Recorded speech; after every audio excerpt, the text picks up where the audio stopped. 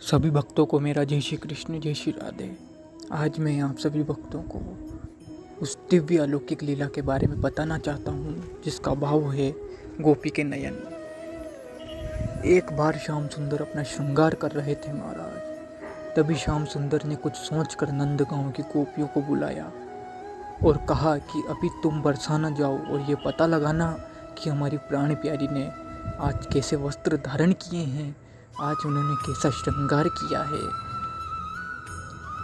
आज तो राधे जैसे ही वस्त्र धारण करके निकुंज में आएगी, हमें देखकर राधा जी अचंभित हो जाएगी।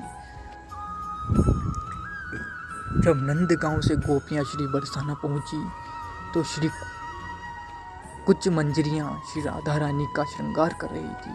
कुछ मंजरियां बाहर खड़ी थी। उन्होंने गोपियों को अंदर जाने नहीं दिया तो गोपियों ने बहुत अनुरोध किया कि हमें सिर्फ एक झलक तो प्यारी की निहारने दो, फिर हम यहाँ से चली जाएंगी। मंजरी ने कहा कि एक शर्त है, एक गोपी ही अंदर जाएगी। फिर एक गोपी अंदर श्री राधे की झलक के दर्शन करने गई। गोपी बिना पल के झपकाए श्री राधे के झलक दर्शन करती रही महाराज। फिर उस गोपी ने तुरंत अपने नेत्र बंद कर लिए और बंद नेत्रों से बाहर आकर दूसरी गोपी को कहा कि अरे सखी, जल्दी से मुझे नंद गांव ले चल। सभी सखियों ने कहा कि पहले श्री राधे के श्रृंगार का वर्णन तो कर सकी।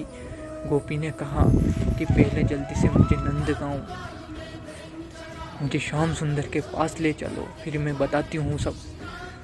उस गोपी का हाथ पकड़कर सखियाँ नंद भवन में ले आई। जब सखियाँ नंद गांव पहुंची तो श्याम सुंदर ने पूछा कि कर लिए मेरी श्री राधे के दर्शन, अब जल्दी से मुझे बता कैसे पोशाक धारण किए हैं, कितनी सुंदर लग रही है मेरी प्यारी। वह महाराज वह। तब गोपी ने कहा कि हमारी प्राण प्यारी को बड़े प्रेम से संभाल कर मेरे इन नेत्रों में समा कर लाई हूँ कान्हा। लो अब मैं नेत्र खोल रही हूँ, आप मेरे नेत्रों में झांक कर प्राण प्यारी का दर्शन करें। आहा, कितना अद्भुत भाव है महाराज, कितना अद्भुत भाव है,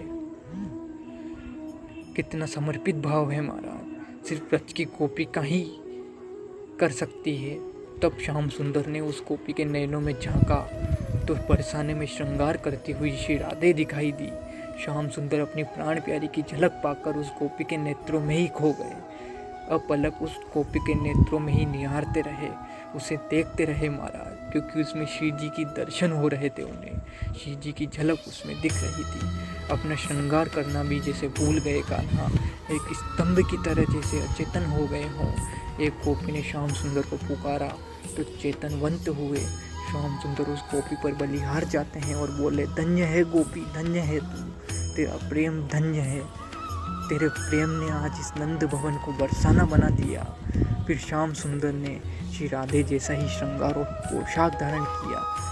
जिस गोपी के नेत्रों में श्री राधे की छवि देखी थी, उससे कहा कि अब तुम मेरी छवि को अपने नेत्रों में बंद कर लो। और श्याम सुंदर ने गोपी से कहा कि राधा निकुंज में बैठी है, वहाँ जाओ और श्री राधे को मेरी इस सुंदर छवि का दर्शन कराओ। वो मेरा इंतजार कर रही है निकुंज में, जाओ। नंद गांव की गोपियों को देखकर उनसे पूछा कि श्याम सुंदर कहाँ है। जिस गोपी के नेत्र बंद थे उसने कहा, श्याम सुंदर मेरे नेत्रों में समा गए हैं।